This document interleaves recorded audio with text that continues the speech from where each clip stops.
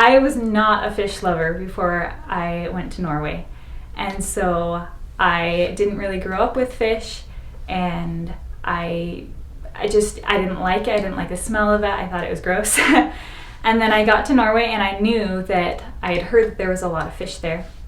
And so I got there, and sure enough, just a couple days after getting there, I went to a family's house to eat, and they served me fish.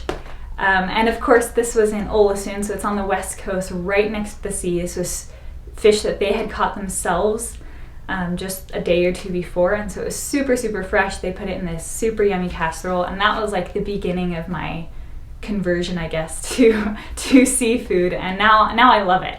You know, the salmon, the cod, the different things, they're delicious. I had a couple weird foods, not a whole ton, but at Christmas time I did have lutefisk, which is very classic. We just, of course, had to have that experience. It was not my favorite. It wasn't as terrible or intolerable as I was expecting, but it wasn't very tasty. I feel like the concept of it was to get as little fish as possible with each bite, and to cover it with all of the other ingredients or toppings that they provide, and basically just cover up the texture and the taste. I felt like was the concept when they taught us. The other weird thing that I did have though was fish eyes.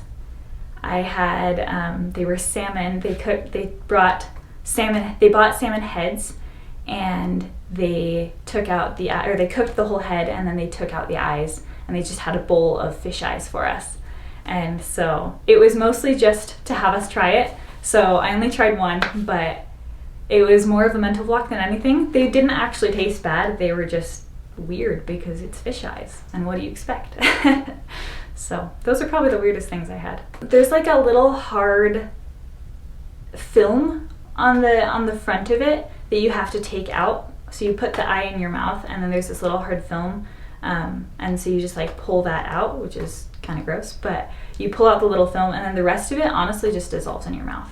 It just like kind of disappears, and it just tastes like regular salmon. I don't know. So it's just a mental block. I don't know. It's weird. It tastes fine. It's just eyes. You're eating an eyeball. I don't know that I really missed a lot of foods from America, honestly. I mean, they're very much a first world country. They have just about anything you could ever ask for. There were a couple times when like you can't find cream soups, so I had a few recipes that I couldn't make because of that. I looked for canned chicken a couple times, and their version of canned chicken that I found was gross.